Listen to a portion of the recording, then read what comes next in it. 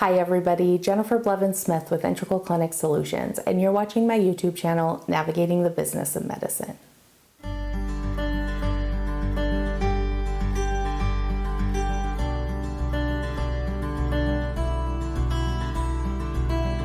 Today I want to talk about communicating via email in your practice.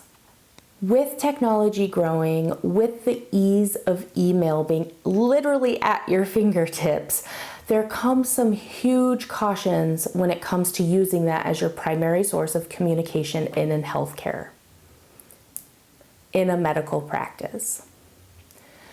Email is, like I said, super convenient, it's easy, and everybody pretty much has an email address, right? Like, how many people regularly check their physical mailboxes anymore at their home, but check their email address inbox probably multiple times a day? It's just the way we've gone, right? Society loves electronic communication and utilizing technology. We have easy access on our phones, on our computers, on our watches. I mean, we have it everywhere, and it's literally right there to check when you're in the middle of doing something else. I'm guilty of it too. It's hard to break away and not just be checking. Part of my issue is I'm a little OCD and I hate having open, unread emails, so I am constantly checking it and getting it cleaned out. I'm not one of those people that lets their inbox pile up. I can't do that. But anyway, I'm digressing. A lot of people are not aware that email is a very high-risk way to communicate in healthcare, especially when it comes to PHI. Personal health information. If you look up HIPAA and the guidelines for what is required in order to communicate with email, it needs to be encrypted. It doesn't mean that it needs to just be secure. Secure is such a generic word anymore, right? Secure is like a hacker's dream. They just and they're in. Like, secure is so, it's like, it doesn't really mean anything, to be honest with you. It's like basically locking the little handle on your doorknob at your front door instead of the deadbolt or, you know, your other lock. It is easy to break into. It can mean a bunch of different things. Everybody has a different definition for secure. And if you look at the HIPAA guidelines, if you're including PHI in your email, it needs to be encrypted. And encryption has a specific definition of what that means and how it's meant to be used. If you have Gmail per se, and you're communicating with your patients that way, you can look at your Gmail agreement, because most people, for their business, you pay for the higher package or whatever it's called with Google, with Gmail. I've heard of this from other people, and it says it's HIPAA compliant. Well, on what layer is it HIPAA compliant? I would love to look into that a little bit deeper and compare it to the HIPAA guidelines to see exactly where it falls in. Because to my knowledge, it's not encrypted. And in order to include PHI, it needs to be encrypted. Now, I'm not trying to freak you out if you're using Gmail and communicating with patients, sending patient documents, patient information to and from using Gmail as my example, but it is something you need to look into and you need to be aware of.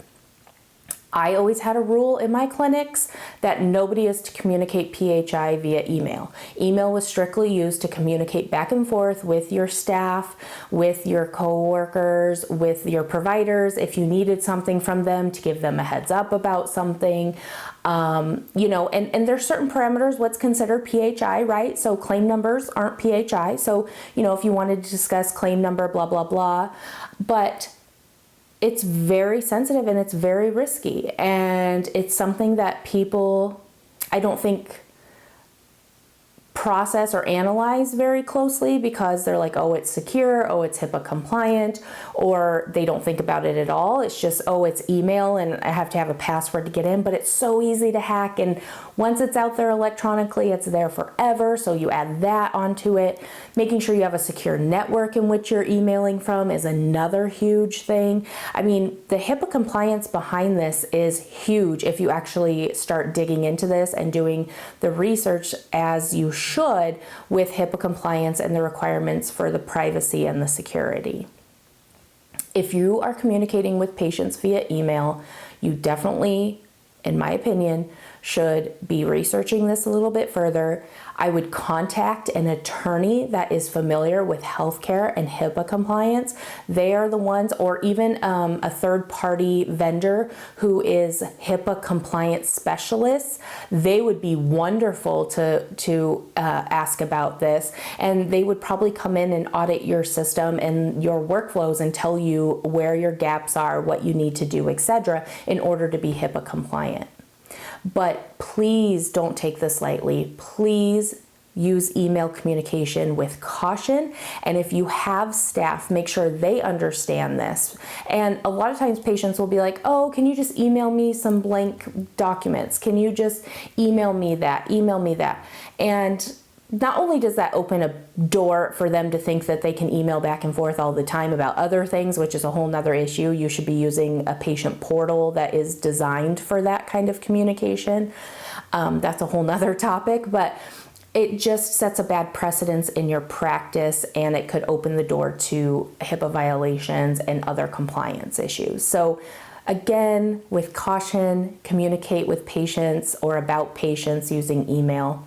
And make sure you have very strict guidelines in place, expectations, and consult with a specialist in healthcare compliance if you want to make sure that you are doing everything to its expectations and to par, so you're not putting yourself at any unnecessary risks.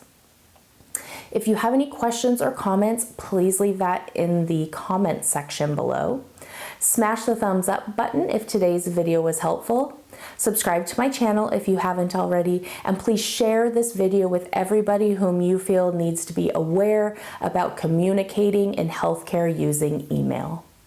Thanks so much, you guys. Take care of yourselves. Bye-bye.